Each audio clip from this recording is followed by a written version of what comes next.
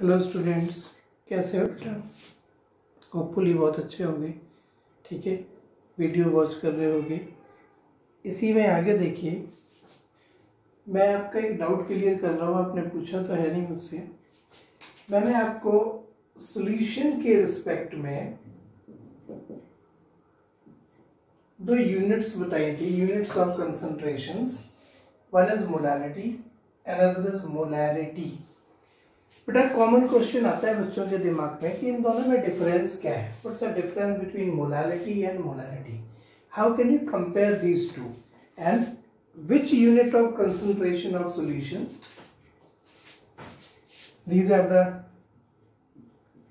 units of concentration of solutions. We already discussed this thing. What are solutions? Homogeneous mixture, mixture of solute and solvent. So what is molarity? Denoted by small m. Molarity is generally defined as number of moles of solute divided by weight of solvent in kg. This is molarity. That means number of moles of solute divided by weight of solvent in kg. This will give you molarity of the solution. ठीक है, जबकि what is molarity? It is defined as concentration of solution in which you have to take number of moles of solute, divided by volume of solution in liter. ठीक है, that is you have to take number of moles of solute divided by volume of solution in liter, then it will give you molarity. दोनों ही unit of concentration है, दोनों में ही number of moles of solute लेना है, लेकिन इसमें weight of solvent लेना है केजी में और इसमें वॉल्यूम लेना है लीटर में। इसकी बेटा यूनिट है मोल्स पर केजी और इसकी यूनिट है मोल्स पर लीटर। ठीक, ये जो यूनिट है ये टेम्परेचर इंडिपेंडेंट है। टेम्परेचर के चेंज होने का इस पे कोई फर्क नहीं पड़ता क्योंकि इसमें कहीं पे वॉल्यूम टर्म आया ही नहीं है। ये जो यूनिट है it decreases with increase of temperature.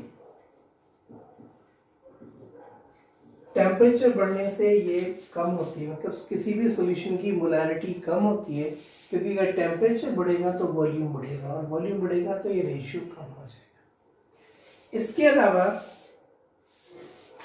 जब कभी आपने मोलारिटी को शो करना हो then you have to express it in terms of molar and it is expressed in terms of molar. It is represented by capital M. So दोनों concentration की units हैं, दोनों को ही हम ऐसे शो करते हैं। ये basic difference है। And remember, molarity always is preferred over molarity in the solutions. कभी भी molarity को आप molarity पे prefer हमेशा करोगे। It is better unit because it is easier to determine. As well as it is temperature independent. जैसे देखिए, अगर मैं आपको कहूं you have to prepare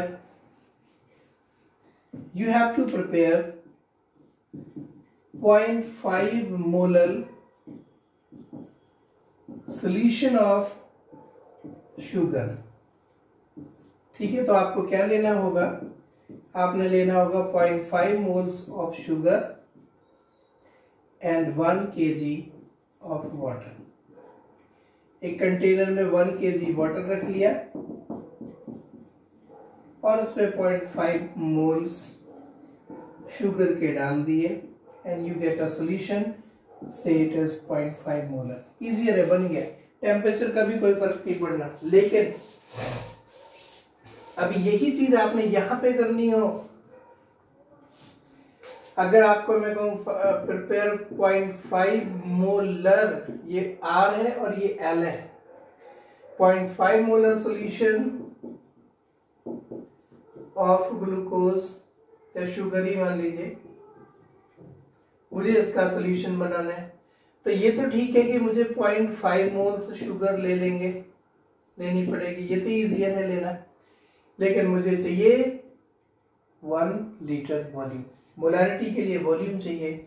अब मुझे 1 लीटर वॉल्यूम चाहिए वाटर का, उसके लिए मुझे एक ट्यूब लेना पड़ेगा या फिर एक फ्लास्क लेना पड़ेगा, और उस फ्लास्क में मेजरमेंट होना चाहिए कि कहाँ तक भाई 1 लीटर होगा, 1 लीटर वाटर। मतलब comparatively it is difficult as compared to prepare this solution, and this solution is temperature independent, so always molality is preferred over molarity. but molarity क्या है, मुझे लगता है इन दोनों का डिफरेंस आपको अच्छे से समझ आ गया होगा। Got it? Similarly, बहुत से केसेस में कई बार ये कंपैरिजन आ जाता है, मोलैरिटी एंड फॉर्मेलिटी। ये जो आपको मैं पढ़ा रहा हूं, this is the unique comparison, unique study. किताबों में ये डिफरेंस नहीं दिया होता है, बच्चों को डाउट आता है इसमें, लेकिन बच्चे पूछ नहीं सकते, अलग अलग डेफिनेशन रटते रहते हैं और बाद में समझते हैं यार इनमें फर्क क्या है। All are the units of concentration, then what are the difference between all. तो ये चीज मैं आपको बताने की कोशिश कर रहा हूं। अगर आपने किसी भी सॉल्यूशन की मोलारिटी फाइंड करनी है, it's a number of moles of solute, ratio of number of moles of solute divide by volume of solution in litre, this is the molarity. ठीक है, number of moles of solute रखिए, volume of solution litre में लीजिए, ठीक है, you get a molarity. And by chance अगर आपको number of moles of solute given नहीं है तो आप वेट ऑफ सोल्यूट लिखिए, मॉलिक्यूलर वेट ऑफ सोल्यूट लिखिए, वॉल्यूम ऑफ सॉल्यूशन अगर ml में दिया है तो इधर 1000 से मल्टीप्लाई करिए, फाइंड कर लोगे। Unit is moles per litre, no problem at all. जो बेटा फॉर्मेलिटी है, मैंने आपको बताया था, basically formality represented by small f। Formality is nothing, it's a molarity. ये मोलारिटी ही है, लेकिन फर्क समझना, it's a molarity of solutions having ions और आयनिक कंपाउंड्स एज सोल्यूट। अगर कभी सॉल्यूशन में सोल्यूट्स आयनिक कंपाउंड्स हो, ठीक है, तो हमें फॉर्मेलिटी कहनी चाहिए। फॉर्मेलिटी का फॉर्मूला यही है, बस नाम चेंज कर सकते हो आप, number of moles of formulas divide by volume of solution in litre. ठीक है, अब यहाँ पे जो नंबर ऑफ मोल्स होंगे वो या तो आयंस के होंगे या किसी आयनिक कंपाउंड्स के होंगे, और वॉल्यूम ऑफ सॉल्यूशन वही लेना है। इसकी यूनिट हो गई फॉर्मूलेज पर litre.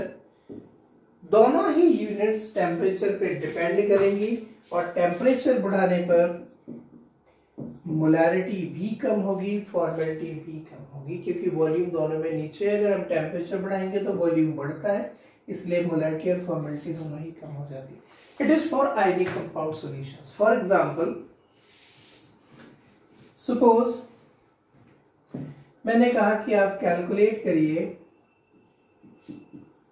Molarity of 0.2 molar urea and 250 ml water. तो आपके accordingly molarity becomes equal to number of moles of solute divided by volume of solution in liter, it is in ml, सो इसको litre में convert कर लो, नीचे 1000 से divide करोगे तो वो ऊपर चला जाएगा। It is 0.8 molar. ये आगे, इसे तो हम मोलरिटी कहेंगे। लेकिन अगर ऐसे ही क्वेश्चन हमारे पास यहाँ पे हो, यूरिया वहां पे ऐसा कंपाउंड है जिसके आयंस नहीं बनते, यूरिया, ग्लूकोज, केन शुगर, इस चीज को अगर मैं यहां पे कहता क्वेश्चन कि calculate molarity of 0.2 moles NaCl in 250, ये चलो इसको थोड़ा अलग लिख लेते हैं, 500 ml वाटर, ठीक है, ये 0.1 लिख लेते हैं।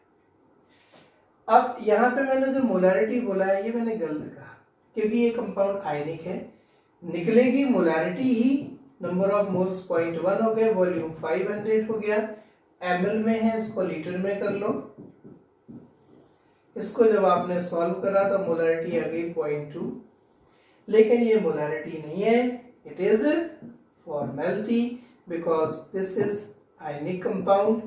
आयनिक कंपाउंड्स के केस में फॉर्मेलिटी क्यों कहते हैं? क्योंकि जितने भी आयनिक कंपाउंड्स हैं इनका अपना कोई मॉलिक्यूल नहीं होता, इनका कोई मॉलिक्यूलर फॉर्मूला नहीं होता, इनका जो होता है एक फॉर्मूला होता है। तो इनके मॉलिक्यूलर वेट को हम फॉर्मूला वेट कहते हैं, और जब मॉलिक्यूलर वेट को फॉर्मूला वेट कहते हैं तो मोलैरिटी को फॉर्मेलिटी कह देते हैं। Molecular weight of ionic compounds generally preferred as formula weight. So molarity of ionic compound preferred as formality. ठीक है?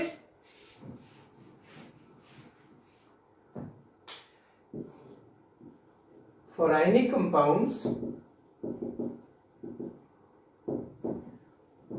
compounds, we prefer formula weight in place of molecular weight. Hence, we use formality in place of molarity. Numerically दोनों same आते हैं, सिर्फ terminology का फर्क है, क्योंकि ionic compounds as a formula exist करते हैं। Got it? So this is the comparison between these two for the subjective point of view. ठीक है, बाकी इसमें आपको एक और चीज पढ़ाई है, परसेंटेज एंड पीपीएम। परसेंटेज के लिए 100 और पीपीएम के लिए 10⁶। What's a comparison between the unit of concentration pph, ppt, ppm, ppb, like this? It's a parts per 100. That is, it represents percentage. It means take amount of solute divide by amount of solute divide by total amount into 100. ठीक है, अगर PPT parts पर 1000, 100 की जगह 1000 ले लो, then it becomes PPT. amount of solute, total amount of solution into 100, it is the percentage। ठीक है, और अगर आपने इसको मास ऑफ द सोल्यूट लिया, मास ऑफ द सॉल्यूशन, तो ये मास परसेंटेज। इसे mass of the solute, volume of the solution, तो ये मास ओवर वॉल्यूम परसेंटेज। इसे volume of the solute, volume of the solution, then it is volume percentage. टी 1000 ले लो, तो यहाँ पे पीपीटी बन गया। PPM parts per million,